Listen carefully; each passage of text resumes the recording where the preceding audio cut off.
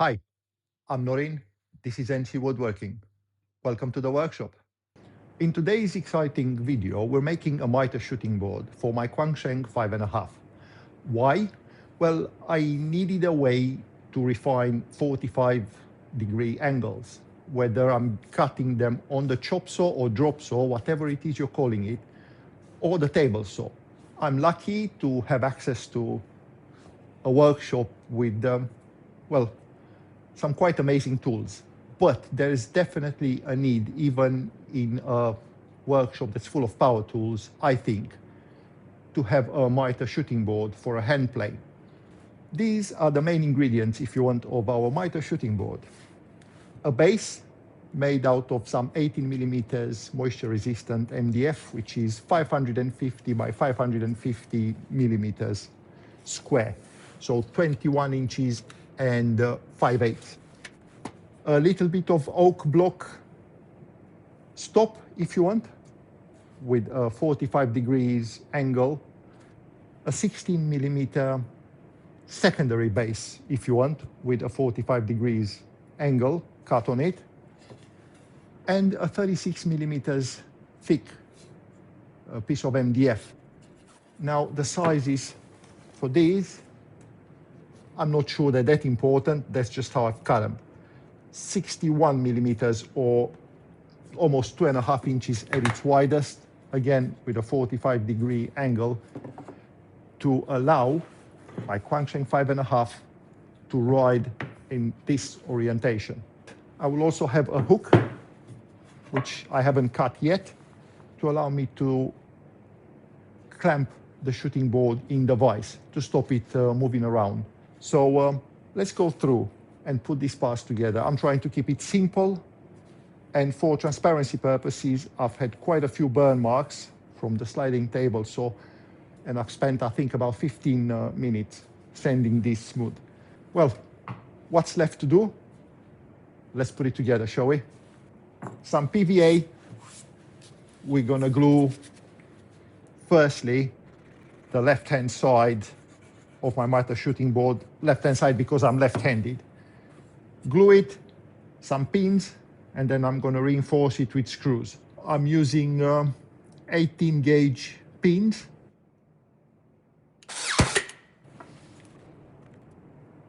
A couple of pins to stop it moving. Some gentle persuasion with a hammer.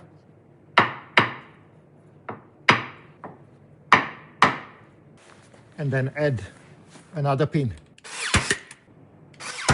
And keep going until you're happy with the result. It seems like I have a slight bow here.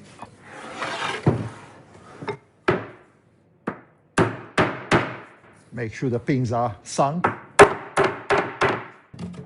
If we have to, just use the vise.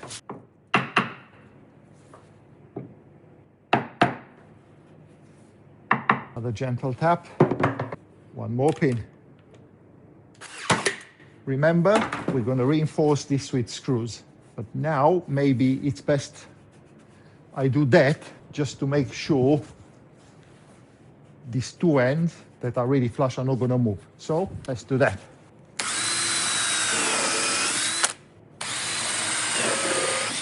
I'm using 50 millimeter screws, 2 inches, and let's just hope they're not going to poke through my Mitre. They shouldn't.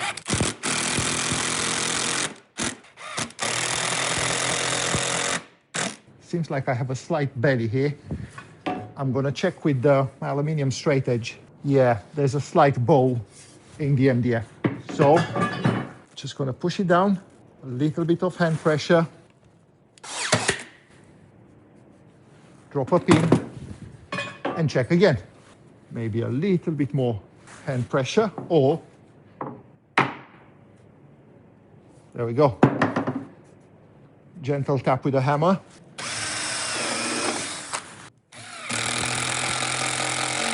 Okay, throw all the screws on the floor.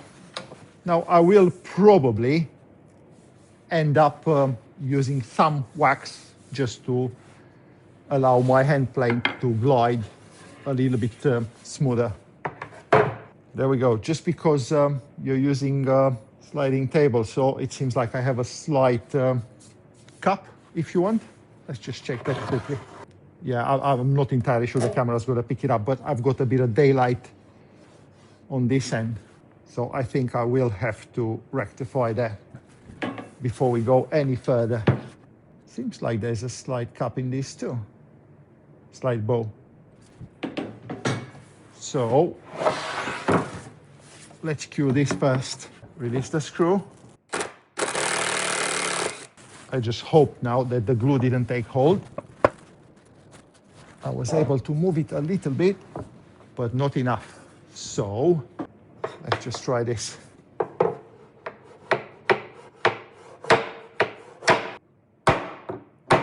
Now let's see if that helped. Much better. Still a little bit of daylight either end.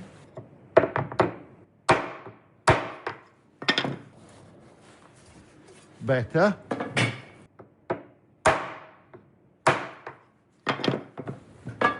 Few more gentle taps. Just a little bit more. There we go. That's better.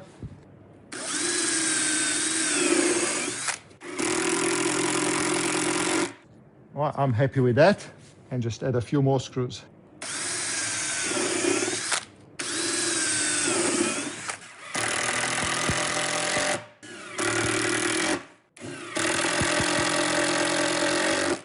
That's much, much better. I hope the camera can pick that up. And that, I have a little bit of a gap here at the end, but that doesn't matter simply because of the way I can position the stop.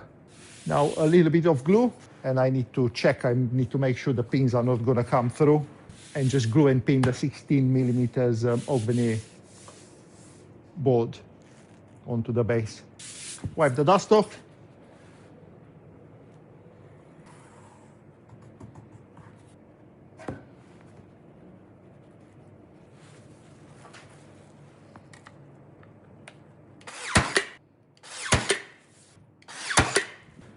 Now I am making sure my hand is well out of the way.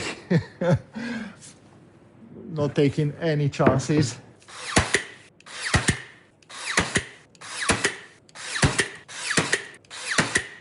And now reinforce it with some screws. Might just be easier if I do this.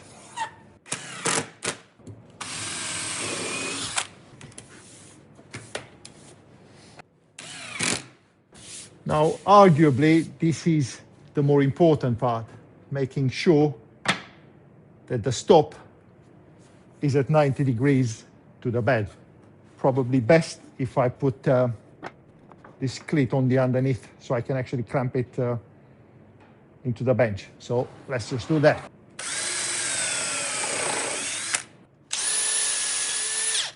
A few drops of glue.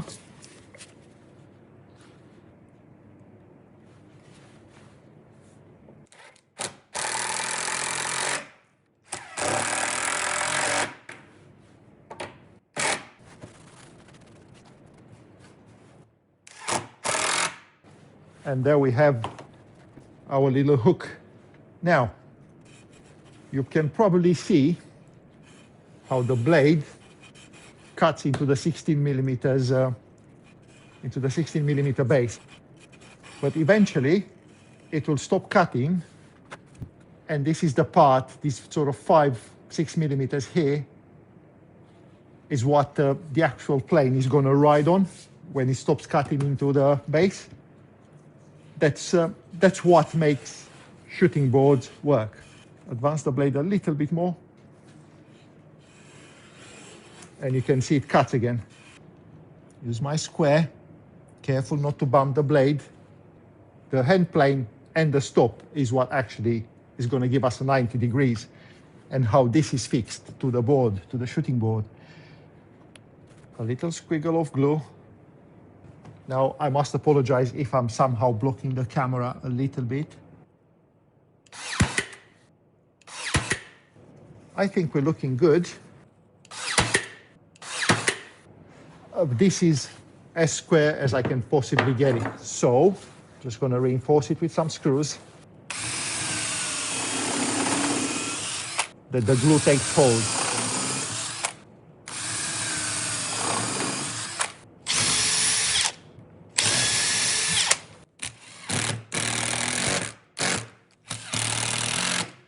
And before I go too far, and just check again. Okay, it seems like I have just the slightest of gaps on this side. I'm going to pull it with my hand, drive the screw in again. Well, that seems to have done the trick. And I'm going to let it rest for about half an hour, just enough for the glue to take hold. In the meantime, using my block plane,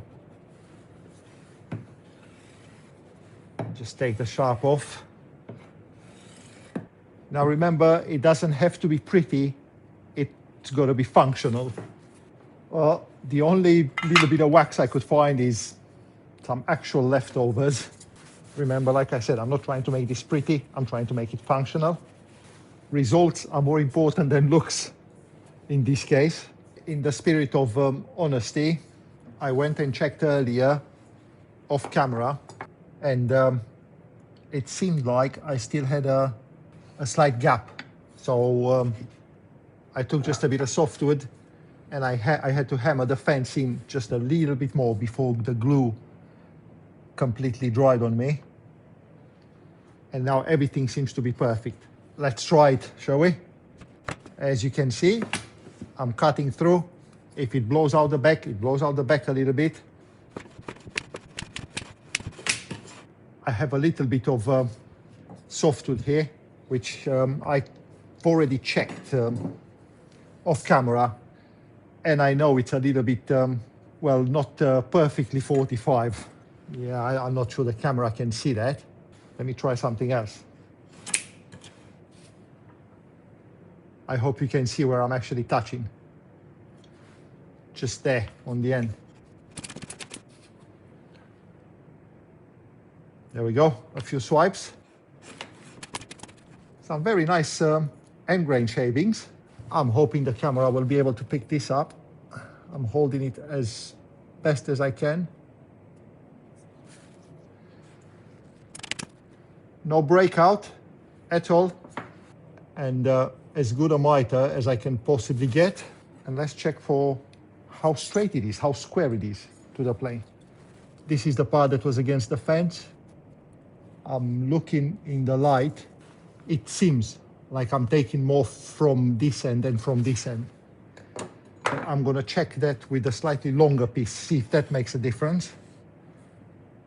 It might just be the way I was holding it against the fence. Yeah, it seems like it. I'm taking a pretty heavy shaving. Let's check again. To my eyes, that's perfect. I cannot see daylight. And it's a major improvement to what I'm getting straight off the chop saw. But the proof is in the pudding, so I will see when I'm actually doing the mitres for the box. So in this video, you'll see how the box looked before I used the shooting board. In the actual build video for that box, you'll see a finished product using this mitre shooting board. Yeah, a little bit sort of the wrong way around. But because I couldn't get the box to close properly, that's why this mitre shooting board. If I could only find the other part of this little box. There it is.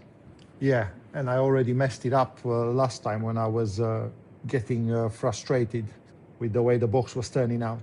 Don't think that I'm only ever showing successful projects. This was a complete failure. I've had some trouble with this being softwood. I was actually forcing the lid, if you want, and it just snapped on me. Let me show you something else.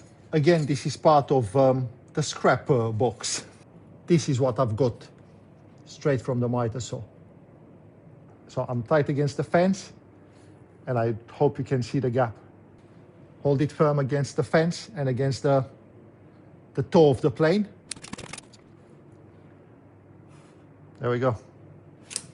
I've got incredibly frustrated when I was trying to build this little box, and it just dawned on me, now never mind the break here, I should have done this before I've done the grooves. And that's when it dawned on me that there we go, that I need a Mitre shooting board. Very nice shavings from my Christmas present, my Zenwu blade. So if you've ever wondered why would you need a hand plane and a Mitre shooting board, well, there's your answer. Hopefully it's going to cut down on my frustrations when I'm trying to build little boxes like this, and not so very little. That's why this step I can probably safely, and without the hand plane actually falling off the shooting board, I can probably do about a 300 millimeter wide piece if you want. So yeah, I think you'll definitely see me in the future using my little Mitre shooting board. I hope you enjoyed. In the meantime, have a great week making things. I'll see you next Friday. Bye for now.